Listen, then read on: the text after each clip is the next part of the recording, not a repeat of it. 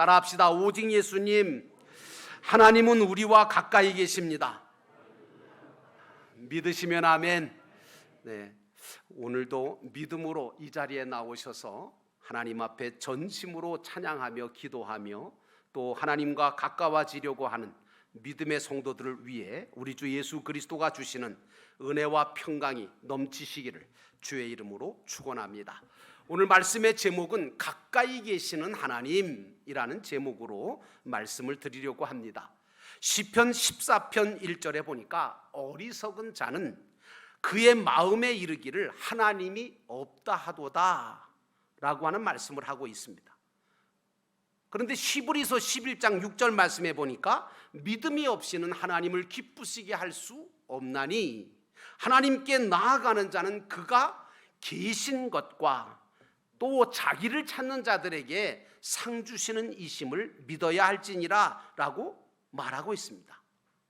여러분, 이 시대를 살아가는 현대인들, 많은 사람들 중에는 아예 하나님이라고 하는 존재에 대해서 부인하는 사람, 부인하며 살고 있는 사람이 있고, 어떤 사람은 뭐라고 얘기하냐면 하나님이라는 것은 나약한 인간들이 그저 자신의 힘으로 인생을 살기가 힘드니까 하나님이라고 하는 존재를 만들어서 믿는 것이다 라고 하는 무신론을 주장하고 있는 사람들이 있습니다. 그런가 하면 또 어떤 사람들은 하나님의 존재를 인정하긴 해요. 믿는다고 하기는 해요. 그런데 정작 자신의 인생 속에는 하나님이 계시지도 않고 역사하시지도 않는 것처럼 하나님을 마치 우상 섬기듯 믿고 살아가는 유실론적인 무신론자들이 많이 있어요. 오늘 야곱도 여호와 하나님이 하나님에 대한 이야기는 많이 들었어요. 할아버지로부터 아버지로부터 하나님이 어떤 분이신지를 많이 들었는데도 불구하고 야곱은 이제 자기가 홀로 밧닷 아람으로 가야 하는 그 어려운 상황 중에 하나님께서 자기와 가까이 계시다는 것을 모르고 하나님은 자기와 멀리 계신 분으로만 알았다가 하나님께서 그에게 꿈을 주시니까 그 꿈을 통해서 하나님이 멀리 계시는 분이 아니라 나와 아주 가까이 계시는 분이시구나 라고 하는 것을 깨달았다는 이야기가 오늘 창세기 28장에 나오는 이야기입니다. 자, 그러면 본문의 말씀으로 우리가 한번 돌아가 보면 우리는 첫 번째로 하나님을 경험하고 체험해야만 신앙이 성장한다는 것을 알아야 됩니다. 13절에 보니까 또 본즉 여호와께서 그 위에 서서 이르시되 나는 여호와니 너의 조부 아브라함의 하나님이요 이삭의 하나님이라. 내가 누워있는 그 땅을 내가 너와 네 자손에게 주리니 라고 하는 말씀이 나옵니다. 여러분, 신앙생활을 하고 주어진 삶을 살아가야 할 때에 하나님을 경험하고 체험하면서 살아가는 사람과 그렇지 못한 사람과의 삶을 바라보면 너무나 크게 다른 경우가 많습니다. 그래서 기독교는 무슨 종교라 그래요? 체험의 종교라고 그러죠. 기독교는 체험의 종교로 살아계신 하나님을 체험하며 경험하며 사는 것이 중요하고 중요합니다. 여호와 하나님을 체험하고 경험하는 사람, 그렇게 살아가다 보면 우리의 삶이 비록 어렵고 두렵고 근심과 염려할 일이 많다 하더라도 그 모든 것을 이길 수 있는 능력이 생기는 줄로 믿습니다. 여러분, 구약의 소년 다윗은 골리앗 장군을 두려워했습니까? 아니요, 하나도 두려워하지 않았습니다. 이유가 뭘까요? 하나님을 바라봤기 때문에 그래요. 하나님을 믿었기 때문에 그래요. 이 바벨론의 포로 끌려갔던 다니엘과 세 친구들은 사자들도 두려워하지 않고 풀무불도 두려워하지 않았습니다.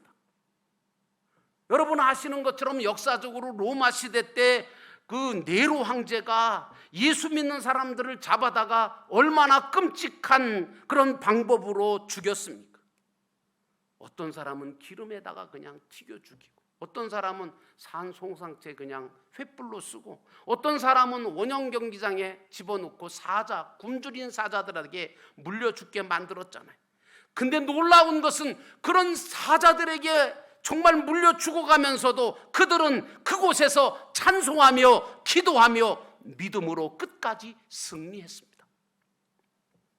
지금도 우리 주변에는, 아니 우리 영도교회 안에도 참 여러 가지 어려운 일들과 사건들을 겪으면서도 묵묵히 살아계신 하나님을 끝까지 믿으며 견디며 이기며 승리해가는 분들이 계시다고 믿습니다. 그러므로 사랑하는 성도 여러분, 믿음은 하나님을 경험하고 체험할 때에 성장한다는 사실을 아시기 바랍니다. 지금도 하나님은 구원받은 성도들에게 당신이 살아계시다는 것, 그리고 역사하신다는 증거들을 낱낱이 보여주시고 계신 줄 믿습니다. 그래서 믿음으로 살아온 성도들은 자신의 인생길에서 하나님께서 손잡아 주셨고 역사해 주셨다고 하는 것을 경험하고 체험했기 때문에, 그래서 늘 간증할 수 있는 자가 되는 거예요. 출애굽했던 이스라엘 백성들은 출애굽부터 홍해바다를 건너서 광야 40년 길을 걸어가는 동안에 수많은 하나님의 역사하심과 인도하심과 보호하심을 경험했잖아요. 근데 문제가 뭐예요? 하나님께서 그렇게 많은 은혜를 주셨고 살아 역사하셨음에도 불구하고 하나님이 어디 계시냐는 거예요. 또 어려움이 오면 하나님이 우리를 버리신 거 아니냐, 우리를 사랑하신다면, 하나님이 계신다면 왜 우리한테 이런 일이 벌어지느냐, 이렇게 의심하고 원망하고 불평했어요. 여러분, 우리 아버지 하나님은요, 자녀된 저와 여러분에게 최고 최대 최선의 것으로 인도해 가시는 분이거든요. 그리고 우리와 늘 가장 가까이에 계시고 좋은 것으로 주시기를 기뻐하시는 분이세요. 기뻐할 뿐만 아니라 못 주셔서 안달이신 분이 하나님이세요. 그러므로 우리는 범사의 하나님을 인정해야 해요. 그리고 그분과 함께 인생길을 걸어가야 됩니다. 그러므로 사랑하는 성도 여러분, 믿음은 하나님을 경험하고 체험할 때 성장한다는 사실을 깨달으시기 바랍니다. 오늘 본문에 나오는 야곱은 그 인생이 결코 평탄치 않았어요. 어렸을 때부터 형 에서와의 관계가 별로 좋지 않았고요. 그리고 이렇게 저렇게 이런 일 저런 일을 겪으면서 결국에는 집을 떠날 수밖에 없는, 아버지와 어머니의 품을 떠나야 됐고 형과 이별하게 되는 그런, 그리고 홀로 삼촌의 집으로 머나먼 곳으로 가게 되었을 때 그곳에서 얼마나 많은 일들이 있었습니까? 그렇게 굴곡이 많은 인생의 사건과 문제들을 통해서 야곱은 하나님을 경험했어요. 하나님을 체험했어요. 그러면서 점점 그 믿음이 성장해 갔던 거예요. 우리도 똑같아요. 오히려 평안하고 아무 일 없을 때는요, 신앙이 별로 뜨겁지도 않고 별로 성장하는 것 같지 않아요. 그러나 고난이 닥치고 환난이 닥치고 힘들고 어려움을 겪게 될 때, 그때 우리는 어떻게 해요? 하나님을 찾을 수밖에 없게 되고, 그때 우리 손을 잡아주시고 우리를 인도해 주시는 그 하나님을 체험함으로 믿음이 확실해지고 믿음이 성장하는 줄 믿습니다. 야곱의 신앙이 뭐 하루아침에 자라난 것 아니잖아요. 우리 신앙도 마찬가지예요. 여러분, 신앙은 하루아침에 무슨 막 성장하고 이러지 않습니다. 브엘세바도 하란도 야복각 사건도 겪으면서 야곱의 신앙이 점차적으로 성장했듯이 우리 신앙도 시험을 만나고 어려움을 만날 때 조금씩 성장하고 강해지는 줄로 믿습니다. 그래서 사도 바울은 뭐라고 얘기하냐면, 너희가 여러 가지 시험을 만나거든 온전히 기쁘게 여기라. 저는 이 말씀에 시험 들었던 사람이에요. 왜? 아니 여러 가지 시험을 당했는데 온전히 기쁘게 여기라니. 지금 내 마음이 지금 어떤 상태고 내가 지금 어떤 마음인데 온전히 기쁘게 여기라니 그걸 어떻게 기쁘게 여기냔 말이에요. 근데 바울은 뭐라 그럽니까? 그 시험이 너를 더 성장시키고 성숙시킨다고 말하고 있습니다. 여러분, 사랑하는 성도 여러분, 오늘 우리는 환난과 핍박과 또 여러 가지 일들을 만날 수 있습니다. 또 그렇게 만날 수밖에 없는 게 인생입니다. 그런데 여러분, 그럴 때 의인, 믿음의 사람 의인은 어떻게 해야 합니까? 히브리서 10장 38절로 39절에 보니까 나의 의인은 뒤로 물러가면 내가 기뻐하지 않겠다고 주님이 말씀하시고요. 그리고 우리는 뒤로 물러가서 멸망당할 것이 아니라 내 영혼을 구원할 수 있는 구원함에 이르는 믿음을 가진 자가 우리라고 이야기합니다. 사랑하는 성도 여러분, 기본 구원을 받았다고 해서 믿음도 완전해지고 구원도 완전히 완성이 됐다? 그렇게 생각하시는 분 계십니까? 그 이단입니다. 그게 구원파예요. 기본 구원을 받은 것은 하나님의 전적인 은혜로 받은 거잖아요. 내가 잘나서 받은 것도 아니고 내가 노력해서 받은 것도 아니고. 근데 그 기본 구원은요, 마치 무엇과 똑같으냐면 새로 태어난 것과 마찬가지거든요. 그래서 거듭났다, born again이라 그러잖아요. 그러면 기본 구원을 받았다고 해서 믿음이 완전합니까? 구원이 완성된 겁니까? 아니요, 그건 이단 사상이에요. 그러니까 구원파에서 뭐라 그러냐 하면, 박옥수 같은 사람은, 한번 구원받은 사람은 이제 괜찮다는 거예요. 죄사함도 다 받았고 구원받았기 때문에 이제 별짓 다 해도 된다는 거예요. 여기서 유병원이 문제가 생기는 거고, 여기서 오대항 주식회사가 생기는 거 아닙니까? 아니에요, 여러분. 우리는 주님이 다시 오시든 내가 주님 나라에 들어갈 때까지 세월을 아끼면서 부지런히 주님을 섬기면서 구원을 이루어가야 될 구원이 있는 거예요. 그래서 사도 바울은 내가 선한 싸움을 싸우고 달려갈 길을 달려가고 믿음을 끝까지 지켰으니 라고 얘기하면서 이후로 예수 그리스도께서 나에게 면류관을 씌워주실 거라고 고백하고 있습니다. 그러므로 사랑하는 성도 여러분, 믿음은 하나님을 경험하고 체험할 때 확실해지고 성장해 간다는 사실을 잊어버리지 않기를 주의 이름으로 축원합니다. 두 번째로 우리는 하나님이 주시는 꿈을 꾸며 살아야 돼요. 12절에 보니까 꿈에 본즉 사닥다리가 땅 위에 서 있는데 그 꼭대기가 하늘에 닿았고, 또 본즉 하나님의 사자들이 그 위에서 오르락내리락 하고 라고 하는 말씀이 나옵니다. 믿는 자들은 야곱처럼 하나님이 꾸게 하시는 꿈을 소유하고 살아가야 돼요. 믿지 않는 사람들은요, 세상이 주는 꿈을 꾸면서 살아가거든요. 그리고 그 꿈을 쫓아가는 거예요. 그러나 세상 꿈은요, 육신적인 꿈이고 오직 세상에서만 육신의 쾌락과 만족을 갖게 만드는 꿈인데, 이 꿈을 갖고 이 꿈이 성취됐다 하더라도 그렇게 살아간 사람들의 마지막을 보면 헛되고 헛되니 모든 것이 헛되도다 라고 할 수밖에 없는 일장춘몽과 같은 꿈이 세상이 주는 꿈입니다. 그러므로 우리는 세상이 주는 꿈보다는 하나님이 주시는 꿈을 소유한 자들이 되어야 될 줄로 믿습니다. 여러분, 믿음의 조상 아브라함이 꿈이 있었습니까? 없었습니까? 있었습니다. 하나님께서 말씀을 통해서 뭐예요? 하나님께서 아브라함에게 꿈을 주셨어요. 너 내가 지시하는 곳으로 가라. 그러면 내가 너를 축복해 주겠다. 너와 함께 해 주겠다. 하나님이 주신 꿈을 꾸고 소유하고 그 믿음을 가지고 전진했을 때 하나님께서 아브라함을 믿음의 조상으로, 그리고 그 후손들을 대대로 축복하신 줄로 믿습니다. 나는 여러분도 그렇게 되시기를 주의 이름으로 축원합니다. 그러므로 우리 기독자들이 소유해야 될 꿈은 하나님이 말씀을 통해서 꾸게 하시는 거룩한 꿈이 되어야 돼. 천국을 향한 꿈이 되어야 돼. 세상을 향한 꿈은 안 돼요. 이 꿈을 소유한 사람은 세상에서도 범사가 잘 되고 하나님께 영광을 돌리며 살 수 있고 많은 영혼을 구원시킬 수도 있고 영원한 하늘나라의 부강자요 부요자가 되는 줄로 믿습니다. 그러므로 사랑하는 성도 여러분, 여기 계시는 여러분, 하나님이 주시는 꿈을 소유하며 살아가시는 인생들이 되시기를 주의 이름으로 축원합니다. 근데 안타깝게도 우리 한국교회 성도들은 하나님의 말씀을 통해서 꾸게 하시는 하늘나라 꿈은 꾸지 아니하고 세상 꿈만 꾸려고 그래.